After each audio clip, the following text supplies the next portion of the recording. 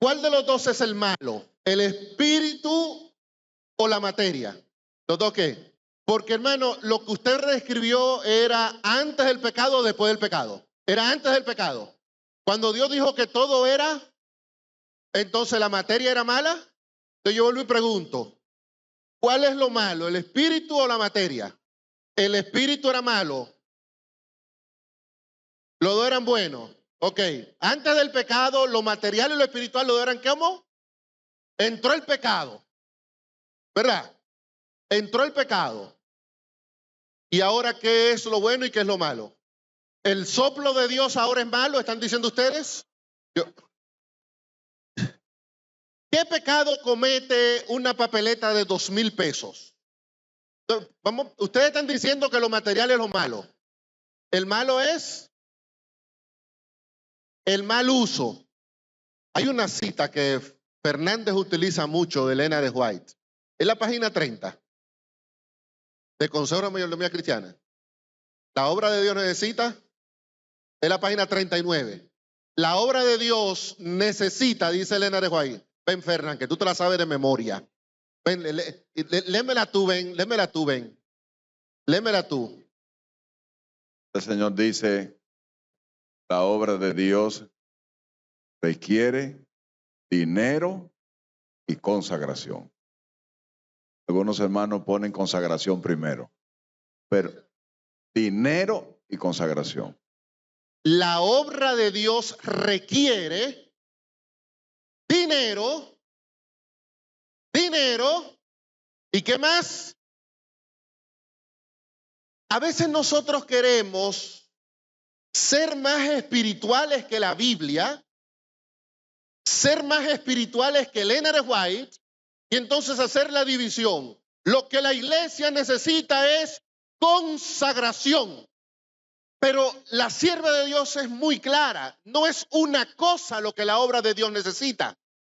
El ser humano, si es solo materia, no se convierte en un ser viviente. Pero si es solo espíritu, no se convierte en un ser viviente. Tienen que unirse las dos cosas, lo material y lo espiritual, para que nosotros nos convirtamos en un ser viviente. Pues Elena dice, para que la obra de Dios avance, se requiere dinero y ¿qué más? Y consagración. Si usted es de lo que yo solo soy consagrado y yo solo oro y yo solo leo la Biblia y yo nada más canto y me paso todo el tiempo ayunando, dice Elena de White en El Camino a Cristo, el que solamente ora, muy pronto, porque usted no puede vivir solamente de decir, yo soy consagrado, yo soy consagrado, yo soy consagrado. La obra requiere dinero. Ahora, el problema viene es cuando nosotros decimos, oh, entonces, de las dos cosas, dinero y consagración, ¿cuál es el malo? Ahora ya no caen, ¿verdad? Ninguno de los dos son malos, pero inconscientemente nosotros llegamos a la conclusión, como el dinero es material, el dinero es malo, por lo tanto, yo no voy a hablar de dinero porque el dinero es malo, yo voy a hablar de espiritualidad, pero se nos olvida que ese ser humano que nosotros hablamos es un ser indivisible. Usted no puede dividir lo material ¿de qué? De lo espiritual, porque el uno afecta al otro y el otro afecta al uno. Van de la mano. Por eso la obra necesita de los dos elementos, dinero y consagración, porque juntos los dos es que hacen que la obra del Señor pueda materializarse. No podemos ver entonces el tema como que, ay, es que están muy interesados en lo material y a estos pastores solo le importa el diezmo y a estos pastores solo le importa la ofrenda. No. Es que cuando nosotros hablamos de diezmo y ofrenda, estamos hablando de temas espirituales. Estamos hablando de temas espirituales, no de temas materiales. Estamos hablando de temas espirituales, porque la espiritualidad nuestra no es divisible. para un lado el dinero y para el otro lado la oración. No, va de la mano. Jesús dijo, donde esté tu dinero, ahí va a estar ¿qué? Va a estar tu corazón. Tomando eso como base, yo quiero que hablemos un poco de nosotros mismos, que en el libro de Apocalipsis, capítulo 3, nosotros siempre hemos enseñado y siempre hemos dicho que esa iglesia, la iglesia de la Odisea, es una iglesia que representa ¿a quién? ¿A quién representa la iglesia de la Odisea? A nosotros. Buscamos a Elena de White y de inmediato la hermana sierva de Dios dice, la iglesia de la Odisea es una iglesia que refleja la condición del pueblo de Dios en los últimos tiempos. Hay una declaración que hace la Odisea, en el versículo 17 del capítulo 3, que yo quiero que nosotros la veamos un poquito más de cerca.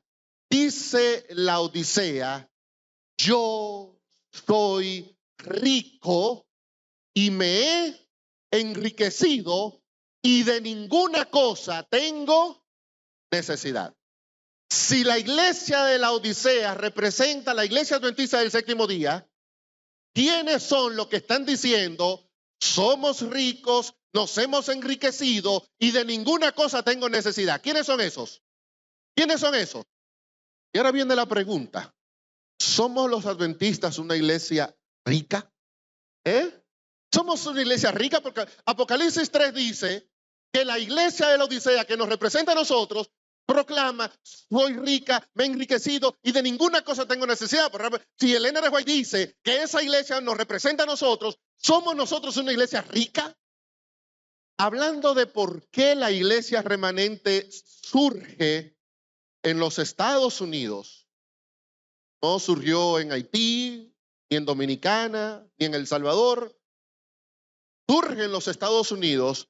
Elena de White da una aplicación bastante práctica. Ella dice que la iglesia nació en ese país porque ahí tendría los recursos necesarios para extenderse a todas partes y llevar el evangelio a todos los rincones de la tierra. Hay una intención financiera. ¿Captan el punto, hermanos? Hay una intención financiera. Si hago que la iglesia la pongo en Dominicana, en 1844, cuando ni siquiera éramos, bueno, sí, ya éramos país. En el 27 de febrero ya nos habíamos independizado y pusimos el nombre República Dominicana. Pero ahí en octubre de ese año, que la iglesia remanente surja en Dominicana y que desde Dominicana llegue a todas partes. ¿Y con qué recurso lo iba a hacer? ¿Con qué recurso lo iba a hacer? La iglesia tenía que estar en un lugar donde existieran recursos para mandar misioneros a otros países, para mandar literatura a otros países, para mandar libros a otros países, porque la obra de Dios para que avance requiere ¿qué? ¿Requiere qué? Requiere dinero. ¿Y el dinero dónde estaba? ¿Dónde estaba el dinero? En los Estados Unidos. Entonces la Odisea dice, yo soy rica. A veces nosotros en nuestro afán de todo verlo en lo espiritual, bueno, que es una riqueza espiritual, que es espiritual y es espiritual y es espiritual. Lo que menos la Odisea tenía era riqueza espiritual. Lo que menos tenía era riqueza espiritual. Cuando ella dice yo soy rico y no tengo necesidad, no está hablando de que en términos espirituales. No. Está hablando en términos materiales.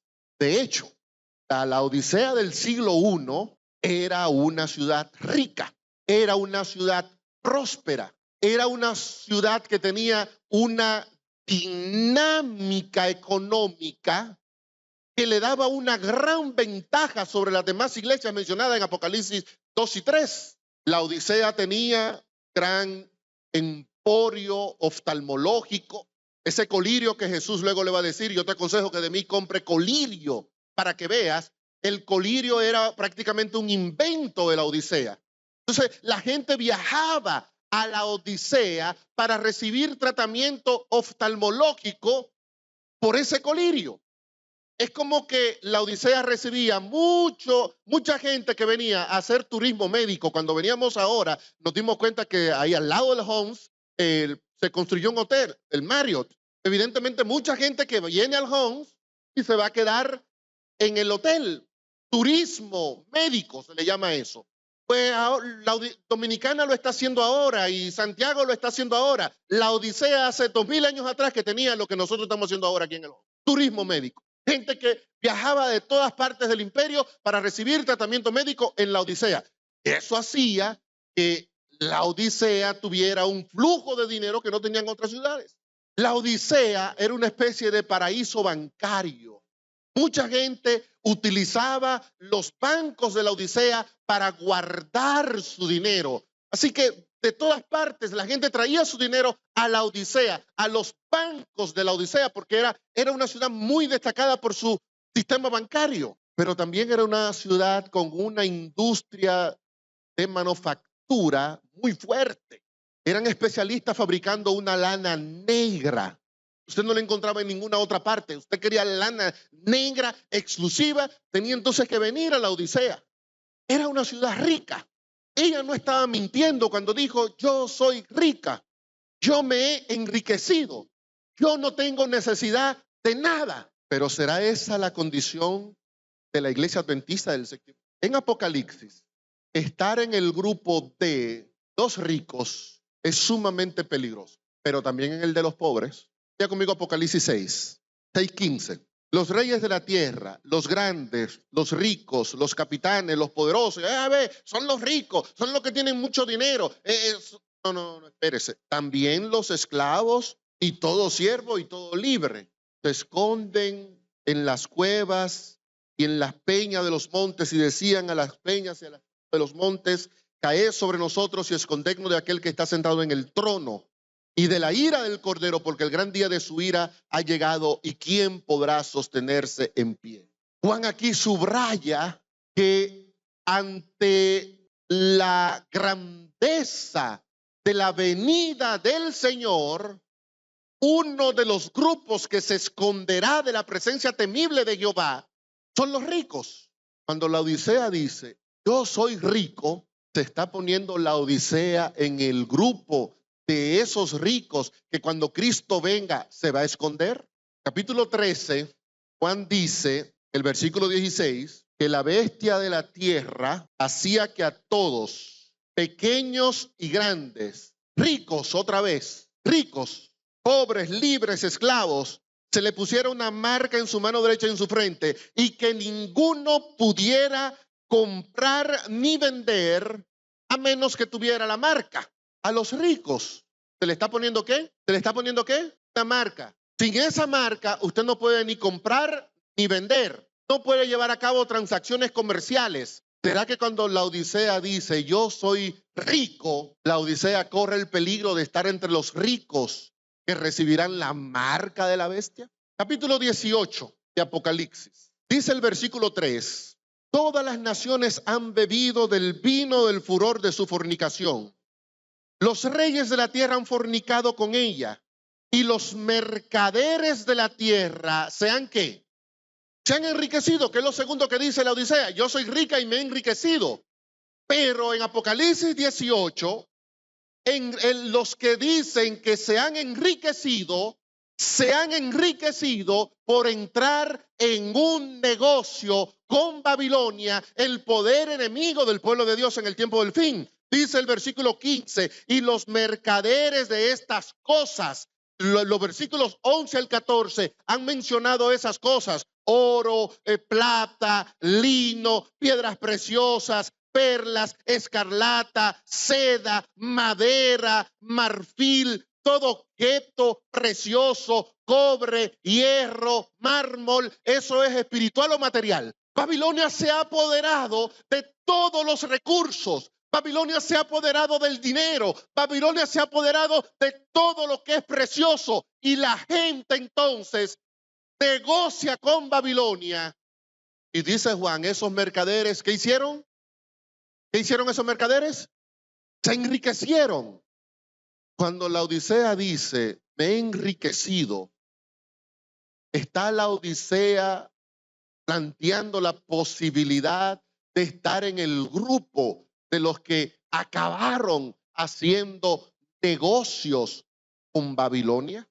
Yo quiero que nosotros veamos el peligro que corre la iglesia del tiempo del fin por la forma en la que maneja los recursos que ha recibido de Dios. Nosotros limitamos los peligros de la iglesia, el tiempo del fin, a un tema de adoración. Y hermano, el tiempo del fin tiene que ver con la adoración. Y esa adoración es por el sábado y por el domingo. Y nos vamos, la adoración, lo espiritual, la consagración. Pero en Apocalipsis 18, la fornicación de los reyes de la tierra es una fornicación material, lo que indica que en ese conflicto de la adoración, lo material entra en juego, porque en la Biblia el adorador manifiesta su adoración por medio de un acto tangible, que era algún pedazo de oro, de piedras preciosas, de madera. Si no, léanse Éxodo 25 y vean cómo fue que Dios llevó a cabo la construcción del santuario.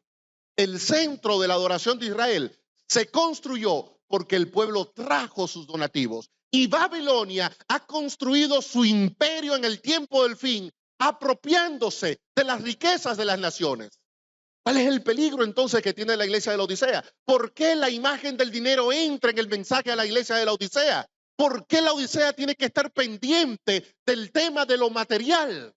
Vaya conmigo al libro de Oseas, porque Oseas tiene una declaración que tiene mucha relación temática, verbal, con lo que aparece en Apocalipsis 3. Vaya conmigo al libro de Oseas, capítulo 12. Oseas, capítulo 12. Dice el versículo 8, Efraín dijo, ¿están leyendo, hermanos? Ciertamente me he me he enriquecido, he labrado una fortuna, nadie hallará iniquidad en mí, ni pecado en mis trabajos. La declaración que hace la Odisea, yo soy rica y me he enriquecido, en el libro de Oseas aparece en un contexto donde el pueblo está en abierta rebelión con Dios, y la rebelión del pueblo contra Dios se manifiesta el pueblo autoproclamando su poder financiero. Yo soy rico, me he enriquecido, dice el pueblo de Israel en el tiempo de Oseas. Pero esa declaración, tanto en Israel como en la Odisea, pone de por medio una falsa comprensión sobre el origen de las posesiones materiales. En el mismo libro de Oseas, Dios le había dejado muy claro al pueblo de Israel. Oseas 2:8, por ejemplo. Dios reclamando le dice, ella, la mujer de Oseas, pero representando al pueblo, el pueblo no reconoció que yo era quien le daba trigo, vino, aceite, el que multiplicaba la plata y qué más, y el oro. De manera que si el pueblo tenía oro, plata, vino, aceite, si el pueblo tenía riqueza, no era resultado del trabajo del pueblo. El pueblo tenía riqueza, generaba riqueza, porque Dios había sido la fuente de esa riqueza. Yo soy el que te doy. Lo que tienes, yo fui quien te lo di. Cuando tú dices, yo me he enriquecido, está dando una declaración de autosuficiencia financiera. Y a veces nosotros decimos, yo espiritualmente dependo de Dios, pero materialmente dependo de mi esfuerzo. No, lo que Dios le dice al pueblo de Israel es, lo material, lo que tú tienes, yo fui quien te lo di. La Odisea tiene un problema serio cuando dice, yo me he enriquecido, porque la Odisea está dejando de por medio que cualquier bendición que haya llegado a sus bancos, a sus bolsillos, a sus propiedades, fue porque el Señor decidió compartirla con nosotros. Por eso a la Odisea se le dice, cuando Jesús se introduce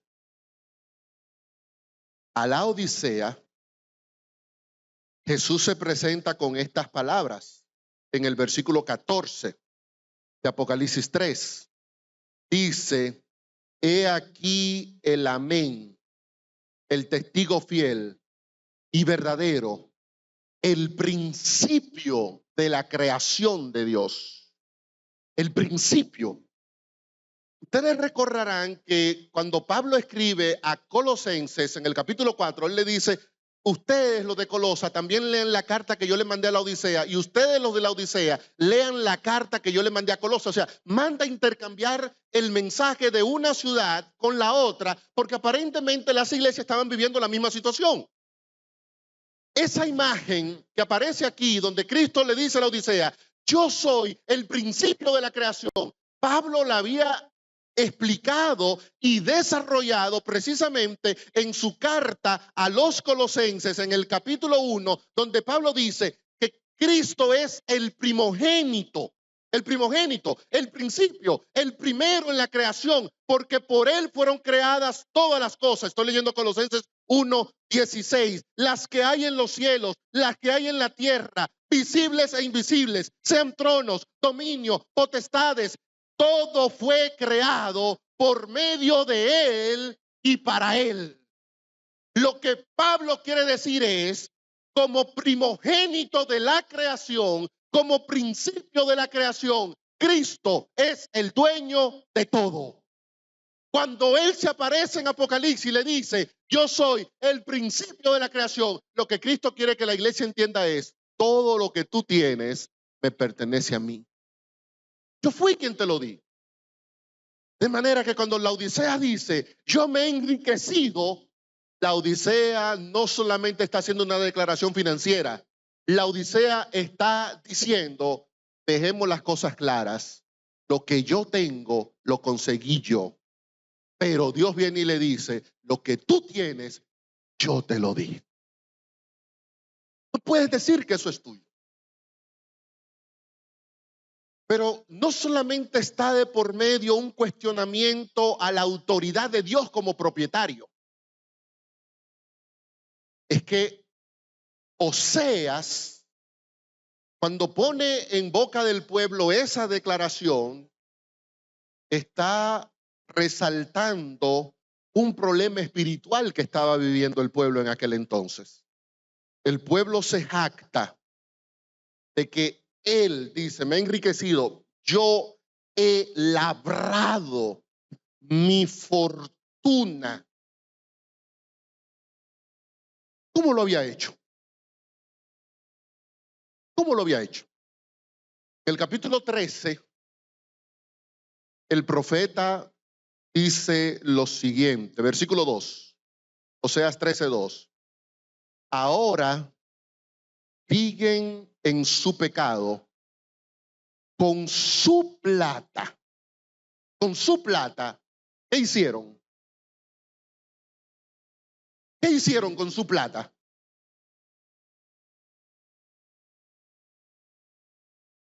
Yo me he enriquecido a base de mi propio trabajo. Yo he labrado mi fortuna. Pero ahora viene el profeta y le dice, oh sí, el problema es que tú has labrado tu fortuna, tú has conseguido tu fortuna, tú te has enriquecido tomando la plata para hacer imágenes de fundición, ídolos de invención, toda obra de artífice, y dicen a los sacrificadores que besen a los becerros. ¿Qué estaba haciendo el pueblo de Israel con el dinero, con la plata, con el oro de Dios? ¿Qué estaban haciendo, hermanos? ¿Estaban fabricando qué? Fabricando ídolos.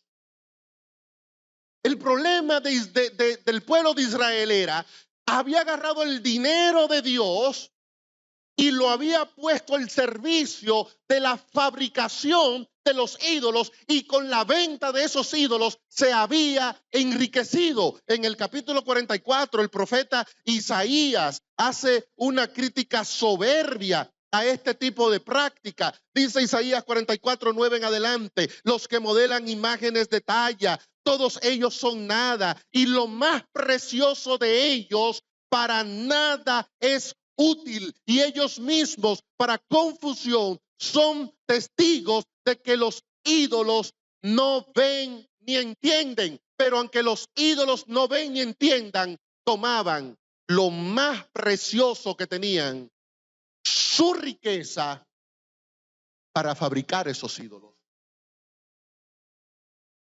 No es casualidad que en el contexto del fin del tiempo, Apocalipsis retoma el problema del Israel histórico y lo pone en el marco del tiempo del fin. Dice Apocalipsis capítulo 9, versículo 20, los demás hombres, los que no fueron muertos con estas plagas, ni aún así se arrepintieron no se arrepintieron de las obras de sus manos, ni dejaron de adorar. ¿Están leyendo, hermanos? ¿Adorar a quién? A los demonios. ¿Y cuál era el disfraz de los demonios? Imágenes de oro, plata, bronce, piedra, madera, las cuales no pueden ver, ni oír, ni hacer nada. Eso es lo que dice Juan, que en el tiempo del fin está ocurriendo. Gente que se perdió y que no se arrepintió de adorar ídolos de oro, plata, madera.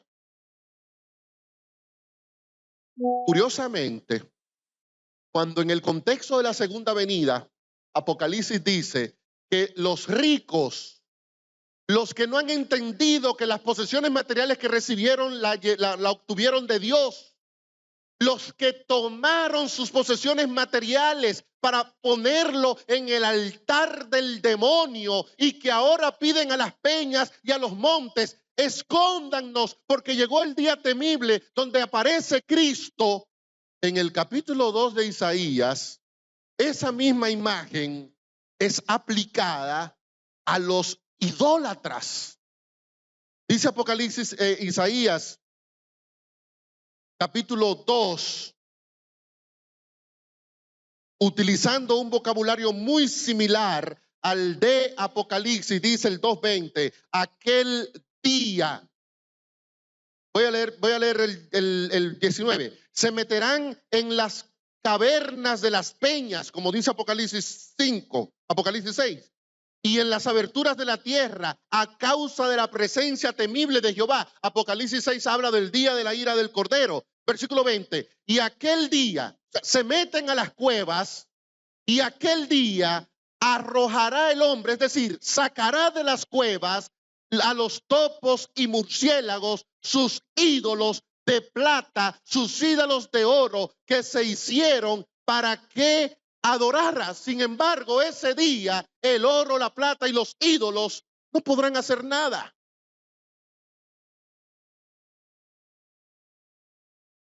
¿Cuál es el peligro de la Odisea entonces?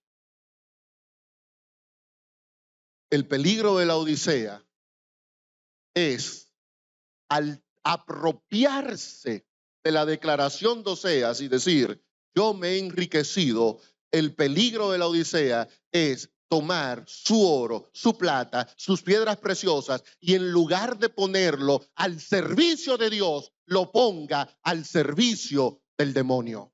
¿Captan el peligro, hermanos? Es lo que dice Apocalipsis 9. Adoran demonios porque le dieron al demonio sus posesiones. En Israel adoran a los demonios porque le dieron a los demonios sus posesiones. En Apocalipsis 18 fornican con Babilonia porque tomaron sus posesiones y la pusieron al servicio de Babilonia. Satanás si no anda con paños tibios de que no, yo lo que quiero es que adoren el domingo y yo lo que quiero es que no lean la Biblia. Satanás es muy claro en Apocalipsis. Aquí hay un problema financiero y necesitamos nosotros dinero para que nuestra obra avance. Lo necesitamos. Es consciente de eso. Por eso Babilonia aparece como un poder financiero en el libro de Apocalipsis. ¿Y cuál es el contrapeso de Dios en el tiempo del fin?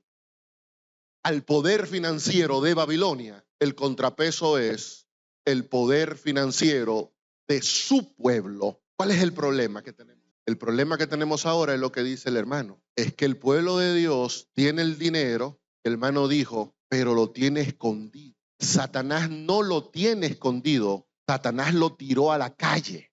Satanás lo anda usando sin ningún tipo de control. Satanás ha logrado que su gente venga y le sacrifique a él lo mejor de su tiempo, lo mejor de sus talentos, lo mejor de sus recursos, y lo hace sabiendo que para esa persona lo único que hay es muerte. Y mientras la obra de Satanás pareciera tener todos los recursos que necesita, la obra de Dios se ve limitada, no porque le falta recursos, sino porque le falta hombres y mujeres que estén dispuestos a dar esos recursos. Apocalipsis 22, 3:22, termina sin decirnos, ¿y qué hizo la Odisea al final? Porque Cristo viene y le dice, no, la Odisea, tú, versículo 17, tú dices que eres rica, que te has enriquecido y de ninguna cosa tienes necesidad, pero yo vengo y te digo y te aconsejo que compres de mí oro refinado en fuego, que compre colirio para que veas, que compre vestiduras blancas, o sea, todo lo que la Odisea tenía, oro, medicina, vestimenta, es lo que Cristo viene y le dice, no, tú lo tienes, pero ahora eso tenemos que refinarlo, eso tenemos que purificarlo, eso tenemos que traerlo a mí, porque yo soy el que tengo lo que realmente tú necesitas. El texto no termina diciendo si la Odisea hizo o no lo que Cristo le pidió, no lo dice. Yo estoy a la puerta y llamo, dice Apocalipsis 3:20, pero no dice si la Odisea oyó la voz y abrió la puerta. Y termina Jesús diciéndole a la Odisea, al que venciere, le daré que se siente conmigo junto a mi Padre, como yo he vencido. ¿Aceptó la Odisea el consejo? ¿Aceptó la Odisea el consejo? No lo sabemos. Si la Odisea somos nosotros, ¿quiénes somos la Odisea? Si la Odisea somos nosotros, entonces yo te hago una pregunta. ¿Aceptó la Odisea el consejo? ¿Aceptó la Odisea el consejo? Si la Odisea eres tú, la pregunta es, ¿acepta entonces tú el consejo? Porque no podemos ahora seguir, que no sabemos. Es que si la Odisea me representa a mí, entonces yo soy el que tengo que tomar las medidas necesarias para que con mis recursos yo reconozca que Dios me lo dio y que no puedo agarrar mis recursos y ponerlo en el altar de los demonios. Elena de White, con esa sabiduría práctica, es la persona con más sentido común que ha tenido el adventismo. Lo que no tenemos sentido común somos algunos que no sabemos leerla. Pero con ese sentido común y con esa practicidad propia de una profeta, una profetisa, Elena de White dice, hermanos, usted puede brincar, saltar, terapiarse usted mismo, inventarse un cuento, poner una excusa, enemistarse con el tesorero. Usted puede decir lo que quiera. Pero solamente hay 2 lugares donde nosotros podemos poner el dinero. No hay más. ¿Cuántos lugares son? 2. Dice ella, la tesorería de Satanás o la tesorería de Dios. En Apocalipsis 18, lo que Juan dice es que todas las naciones de la tierra están llevando su dinero. ¿A cuál tesorería? ¿A la de Dios o la de Satanás? ¿A la de Dios o la de Satanás? A la de Satanás. Pero hace falta que los que decimos no somos de Babilonia, sino que formamos parte del pueblo de Dios, traigamos nuestro dinero. ¿A cuál tesorería?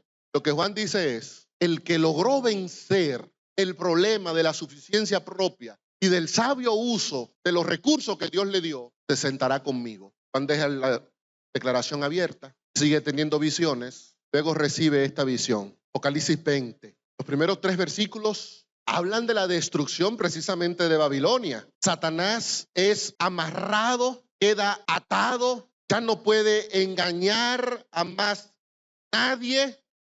Versículo 4. Vi tronos. Apocalipsis 3:21 hablaba de sentarse con Dios en su trono. Juan dice, vi tronos y se sentaron sobre ellos. Apocalipsis 3:21 habla de una promesa a un grupo que se sentará con Cristo en el trono de su Padre. Y ahora Juan dice, yo vi tronos y vi sentado en el trono a los que recibieron la facultad de juzgar. ¿Quiénes son esos? ¿Quiénes son esos? Lean el texto. ¿Quiénes son esos? ¿Están leyendo en el 24? ¿Los que qué? Los que no habían adorado a la bestia ni a quién, en su marca. Y yo hago una pregunta. ¿Y quiénes son los que van a tener ese pleito? El apóstol Pablo es el que le va a tocar protagonizar ese pleito. ¿Es al apóstol Pablo? ¿No es a la iglesia del tiempo del fin? Entonces, a la iglesia del tiempo del fin, a la que Satanás intentó limitarle la posibilidad de que el dinero pueda llegar por los canales correctos a la obra del Señor, limitándole el movimiento financiero, diciéndole, ustedes no pueden ni comprar, no pueden vender, a menos que decidan traerme su dinero a mí. Juan dice, yo vi un grupo que no lo hizo. Yo vi un grupo que cumplió en su vida la promesa que se le hizo a la Odisea. Así que la Odisea no se dejó engañar por el uso inadecuado de los recursos. El hecho de que la Odisea se sentara en el trono significa que la Odisea rectificó y terminó poniendo sus posesiones en la tesorería del Señor. Eso tiene sentido, porque aunque Apocalipsis está describiendo un cuadro, Apocalipsis no está haciendo de esa descripción una prescripción. A veces nosotros cuando vemos la descripción que se hace de la Odisea, a veces entonces llegamos a la conclusión, pero si esa es la descripción que se hace, entonces es que es así. No, se está describiendo a una iglesia que está llamada a cambiar, que no se va a quedar en esa situación. Y aunque en el principio esa iglesia era una iglesia codiciosa, era una iglesia que no entendía el poder del buen uso de los recursos, al final entendió, comprendió. Y dice Elena de White que no hay en esta tierra, óiganme bien hermanos, no hay en esta tierra un pueblo más generoso y más desprendido para poner sus recursos en las manos del Señor que el pueblo adventista del séptimo día. Se puede decir, entonces la respuesta a eso es tú mismo. No, hermanos, es que la iglesia no es generosa y la iglesia esto y la iglesia aquello. No, pero espérate. Si la iglesia no es generosa, si la iglesia no entiende su papel financiero en el tiempo del fin, si la iglesia no está poniendo los recursos en la tesorería del Señor, el problema no lo tiene la iglesia. Esa descripción que se hace de la iglesia no tiene que aplicarse a mi vida. ¿Captan, hermanos? Tiene que aplicarse a mí. Yo soy el que voy a cambiar ese cuadro. Yo soy el que lo voy a cambiar. ¿Y cómo lo voy a cambiar? Bueno, pues haciendo lo que él dice. ¿Quién es el que tiene el verdadero oro? ¿Quién es el que tiene el verdadero oro? Pues yo voy a venir donde Cristo y tú eres el que tiene el verdadero oro. Lo que nosotros tenemos se va a quemar aquí todo cuando tú vengas. Así que ven y realiza tu obra en mí, realiza tu trabajo en mí, transfórmame a mí, cámbiame a mí. Yo soy el que necesito, Señor, entender que mis recursos tengo que utilizarlos para el avance de tu obra y no para el avance de la obra de Satanás. Y que aunque Satanás diga, tú no puedes negociar aquí, yo puedo estar en el grupo de los que no negoció con Babilonia, pero se mantuvo negociando con su Padre Celestial. Como Cristo, estaban enfocados en el verdadero negocio, el negocio que es eterno. Pero todo eso se está definiendo por cómo estoy usando el oro, la plata que Dios puso en mi bolsillo. Lo que Dios necesita es que cada miembro de la iglesia, el que recibe millones y el que recibe solo centavos, cada miembro de la iglesia diga, poco o mucho los recibí del Señor y de lo recibido de las manos de mi Padre Celestial, ¿qué hago? Te doy. Y cuando todos en tu congregación, todos, no, es que hermano, y un 30%, y un 60%, un 95%, todos. Es que mientras haya uno que niegue compartir, a estar haciendo que el cuerpo funcione más lento. Nuestro llamado es todos en nuestra congregación tienen que entender que su destino eterno se está definiendo en gran medida por la forma en la que manejan sus recursos. Porque en el tiempo del fin solo hay dos caminos. O llevo mi dinero para negociar con Babilonia, o llevo mi dinero para negociar con mi Padre. ¿Con quién negociarás tú? ¿Con quién negociaré yo? ¿Hay alguien aquí que esta mañana quisiera apropiarse de las palabras de Cristo y decirle a Cristo, yo con mi tiempo, con mis talentos, con mis recursos, con lo que tengo, con lo que soy. Cuando Cristo venga, a mí me va a encontrar entregado por completo, en cuerpo y en alma, en consagración y recursos, pero me va a encontrar en los negocios del Padre. ¿Hay un grupo así aquí, hermanos? Si hay un grupo así aquí, yo quisiera que te pongas de pie. Terminemos nuestro culto con una palabra de oración. Padre Celestial, a todos tú nos has dado. Algunos han recibido más, otros han recibido menos, pero todos tenemos el privilegio de reconocer que tú has sido la fuente mediante la cual nos ha llegado a nosotros lo necesario para nuestro sustento. Tuya es la plata, Señor.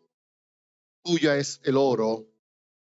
Y en tu amor y en tu misericordia tú has compartido esos bienes con tu pueblo.